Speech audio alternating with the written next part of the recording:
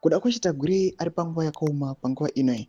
Takaona vana Tungwarama presidential advisor last weekend vachiataka kuda kwechitagure vachimoti ane maambitions ekusucceeda mutungamiriri wenyika, vachiti isu hatidi zvevanhu vanouya vachida kustopa president, vachida kugura temu yavo, vachiti zvoni ivo nekuda kwemari they are going to take over.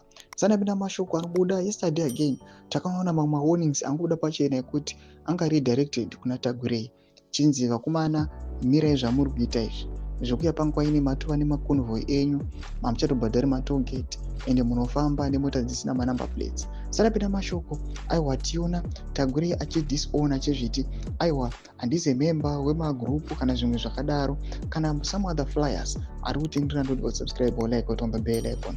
Ngungunuku anobuda nyora achiti public notice. Fellow Zimbabweans, please be advised as follows. Dr. Tagurei has issued a public warning against individuals who are deliberately attempting to tarnish his image through social media or any other platforms. Dr. Tagurei is not a member of any WhatsApp group, social media pages, or message platforms that operate in his name.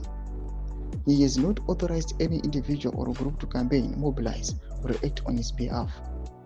He does not communicate any of his programs or initiatives through WhatsApp groups or social media platforms.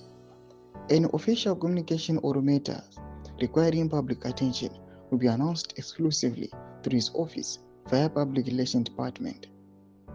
Members of the public are therefore advised to disregard any information circulating on WhatsApp groups, social media platforms, as such messages do not originate from Dr. Tagurei's office. Thank you for your attention.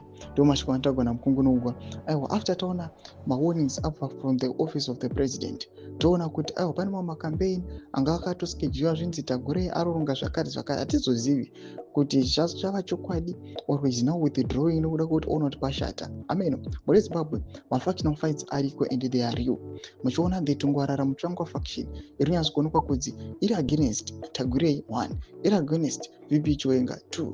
Panguva ine ichiti mutungamiriri wenyika ngaramba aripo beyond 2028. Pina comment section medu dzafunguro aim kuti kudi pamusoro pama developments hour. So unsubscribe or like, turn on the bell icon.